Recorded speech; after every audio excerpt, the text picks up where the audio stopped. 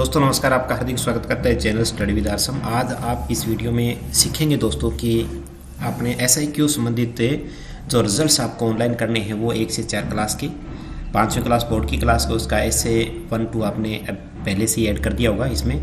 और इसके साथ ही दोस्तों 6 से 8 का रिजल्ट स्टेप भी शुरू हो चुका है, वो भी आपको पता है। तो इस वीडियो के अंदर हम सीखने वाले हैं कि इनकी अटेंडेंस कैसे अपडेट करेंगे और इनके जो मार्क्स हैं SIQ के वो कैसे अपडेट करेंगे, और साथ में ऐसे थर्ड है या फिर ऐसे 1 2 के अंदर किसी प्रकार का संशोधन है तो वैसे किस प्रकार से आप इनको अपडेट करेंगे, ये सारी चीज़ें इस वीडियो में जानने वाली हैं। इससे पहले रिक्वेस्ट जरूर करूँगा कि चैनल आपने अभी तक सब्सक्राइब नहीं किया, सब्सक्राइब करें, बेल आइकन को दबाएं, वीडियो लाइक करें दोस्तों और शेयर सबको करें। चलिए ये दोस्तों जानने से पहले आपको बता दूं कि आप अटेंडेंस से कहां से अपडेट करेंगे। सबसे पहले आपको वर्किंग डेज अपडेट करने पड़ेंगे, तो ये 2 जगह से आपको अपडेट करने होंगे। तो सबसे पहले दोस्तों आपको ये ऑप्शन जो आपको दिखाई दे रहा है स्कूल, इस ऑप्शन पे तो SIQ और SIQ जो आपको ये दिखाई दे रहा है, इससे पहले सबसे पहले स्कूल ऑप्शन जाएगा। इसके अंदर आपकी जो class wise monthly total working days entry है, यहाँ पर आपको एंट्री करनी होगी।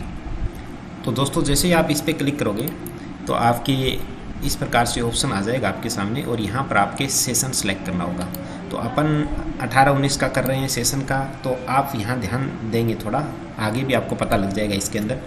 इसमें दोस्तों आप लोगों को ये एंट्रियाँ करनी होगी। तो यहाँ आपको मीटिंग की संख्या नहीं भरें, कार्य दिवस भरें, यानी कि मीटिंग एक दिन में 2 होती है तो 2 मीटिंग ना भर के आप कार्य दिवस भरें कि एक कार्य दिवस, यानी कि जैसे मई के अंदर 16 मीटिंग्स हुई, यानी 8 दिन स्कूल लगा तो 8 आपको मीटिंग बननी है। इस प्रकार से मीटिंग सभी पहले फिलअप करनी होगी, सभी क्लासेस की फिलअप करनी होगी जिस प्रकार से फिलअप कर रखी, फिर इसको यहाँ से सबमिट करनी होगी। ये मीटिंग आप कंप्लीट करने के बाद में दोस्तों आपको जाना है स्टूडेंट टैब के अंदर। जैसे स्टूडेंट टैब के अंदर आप जाएंगे तो यहाँ पर आपको इस प्रकार से ऑप्शन ओपन हो जाएगी। यहाँ दोस्तों आपको ये जो ऑप्शन दिखाई दे रहा है, जो थर्ड रो के अंदर 1 2 3 रो हो गए, इसके अंदर थर्ड रो के अंदर जो ये आपका थर्ड पोजीशन नीचे से, वो इस पर क्लिक करेंगे और इस पर क्लिक करने ये इस प्रकार से ओपन हो जाएगी। यहाँ आपको सेशन सेलेक्ट करना है। सेशन सेलेक्ट करने के बाद में आपको कोई भी क्लास, जिस क्लास का अपडेट करे उस क्लास को सिलेक्ट करना है। क्लास सिलेक्ट करने के बाद में ये सेक्शन और फिर आपको महीना, क्योंकि ये मंथ वाइज आपको अपडेट करनी होती है। जिस प्रकार से अब आपका जो मंथ चल रहा है, मार्च से कंप्लीट हो चुका है, तो मार्च को सिलेक्ट करें। मार्च को सिलेक्ट करने के बाद उपस्थिति आपको दर्ज करनी होती है, तो यहाँ पर आप उपस्थिति अच्छी तरह से दर्ज कर दें।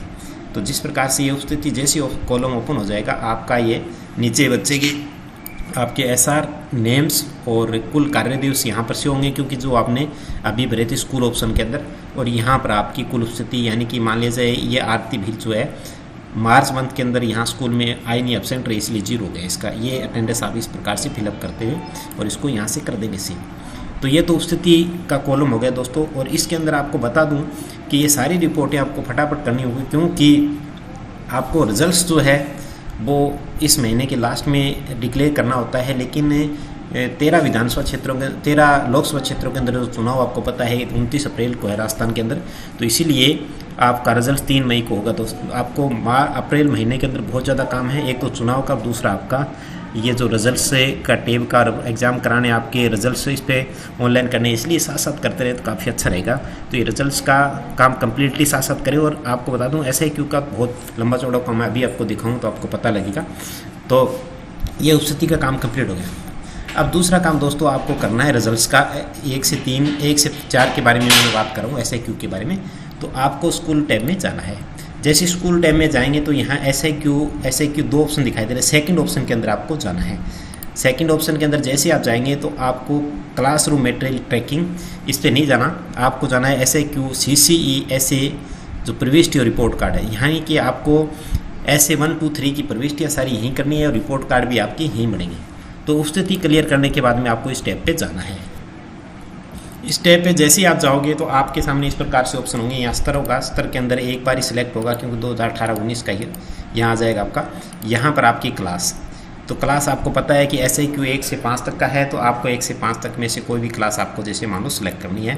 तो मैं आपको क्लास 3rd सेलेक्ट करके एक बार डेमो के रूप में दिखा देता हूँ। और यहाँ पर सेक्शन A होगा सभी का, ये सिलेक्ट करना होगा और शो स्टूडेंट डिटेल्स, इस पर क्लिक करेंगे। तो दोस्तों जैसे ही इस पर शो स्टूडेंट पे क्लिक करेंगे, उस क्लास के सारे स्टूडेंट्स आपके नीचे यहाँ इस प्रकार से आपको शो होने शुरू हो जाएंगे। और यहाँ क्या क्या शो होगा, आपको सीरियल नंबर, SR नंबर, नाम और मदर नेम। चलिए दोस्तों यहाँ आने के बाद ये स्टार्ट होने के बाद आपका यहाँ पर SA1 फिल जो राइट का चिन्ह है, इसका मतलब यहाँ आपका फिलिंग हो चुका है, फिल हो चुका है। SA2 फिल हो चुका है, SA3 है वो अभी तक आपका स्टार्ट नहीं हुआ है। और यहाँ पर एक्शन, तो जैसे मान लिया जाए, सबसे पहले आपको बता दूं कि SA1 की अगर कोई संशोधन हो आपका, तो SA1 इस टिक मार्क जो ये आपका राइट का सिंबल लगा है, इस पर आपको क्लिक करना है। और जैसे आप इस पर क्लिक कर देते हैं तो आपके सामने विंडो ओपन हो जाती है।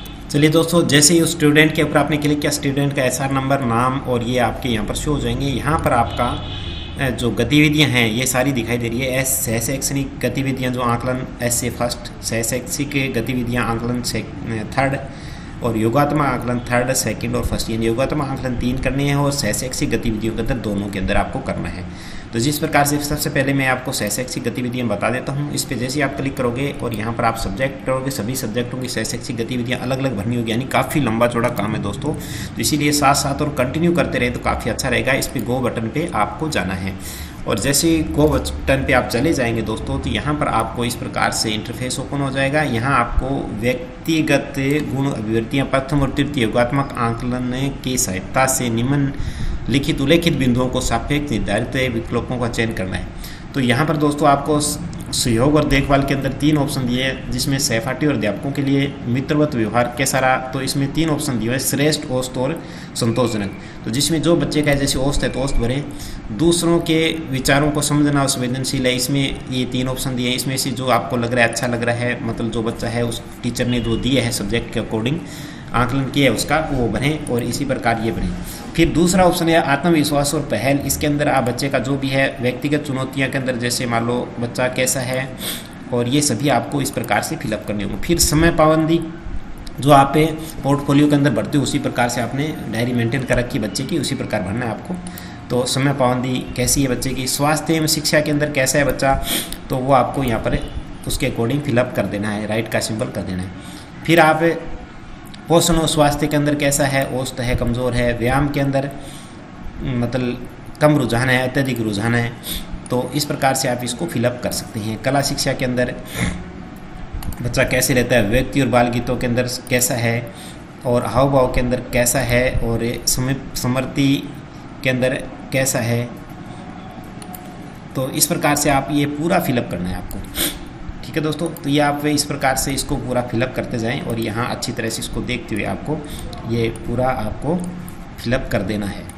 और जैसे आप इसको फिलअप कर देते हैं उसके बाद में आपका स्तरारंभ में लंबाई बच्चे की कितनी है, तो वो सेंटीमीटरों में आपको भरनी है, और यहाँ पर वजन कितना है वो सेंटीमीटरों में भरने की, यानी पूरा पोर्टफोलियो बच्चे का होगा। फिर आपको इसको सेव कर देना है।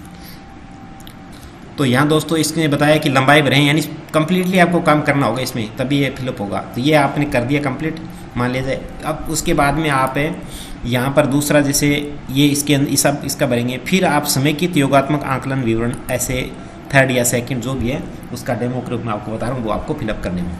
तो दोस्तों योगात्मक आंकलन इस प्रकार से आपका है। यहाँ एक बात और बता दूंगा, स्टूडेंट के संबंधित आपको कोई कॉलम में अपडेट करना है तो ये अपडेट का ऑप्शन दिखाई दे रहा है, इससे स्टूडेंट से संबंधित भी आप अपडेट कर सकते हो। तो ये योगात्मक आंकलन आपका ओपन हो चुका है, समेकित योगात्मक आंकलन, इसके अंदर साफ साफ लिखा गया है। तो यहाँ कक्षा स्तर कितना है हिंदी के अंदर, सुनकर और समझना, समझकर बोलना, ये कितना है इसका स्तर मान लिया जाए। 3री क्लास का बच्चा है और 2री तक का स्तर है तो 2 लिखें। फिर आप ग्रेड ABC में से भरें। तो ये कम्प्लीटली इस प्रकार से आपको भरना होगा हर सब्जेक्ट का ये, और यहाँ से आपको सबमिट करना है। तो योगात्मक आंकलन भी आप तीनों जो आपकी मूल्यांकन है उनका तीनों का इस प्रकार से आपको करना होगा, जिस प्रकार से ऐसे 1, 2, 3 और सहशैक्षिक गतिविधियाँ दोनों का करना होगा। ये पूर्णतः आप अपडेट कर लेंगे। और अब अपडेट करने के बाद दोस्तों आपको बता दूं कि जैसे आपने ये पूरा अपडेट कर लिया है, अब अपडेट के बाद में आपको ये थोड़ा और बता दूं कि इसको अपडेट कैसे करेंगे। जैसे अपडेट का ऑप्शन दिखाई दे रहा है यहाँ, तो ये जैसे ये आपका ओपन हो जाता है उसके बाद में इसमें, तो यहाँ दोस्तों अपडेट के अंदर जैसे आप अपडेट किया तो इसके अंदर आपका हिंदी का स्तर बता रहा है। हिंदी का स्तर इसका 3री का है, गणित का 1ली का है, और अंग्रेजी का आपका 2री का सेव करना है। तो ये अपडेट होगा इसके अंदर। तो इस बच्चे का सब्जेक्ट का बेस लाइन जो है वो यहाँ से अपडेट आप कर सकते हो, जैसे मैंने अपडेट बताया, और इसको सेव कर देना आपको। ये काम कंप्लीट करने के बाद दोस्तों आपको मैं बता दूँ फिर आपको जाना होगा।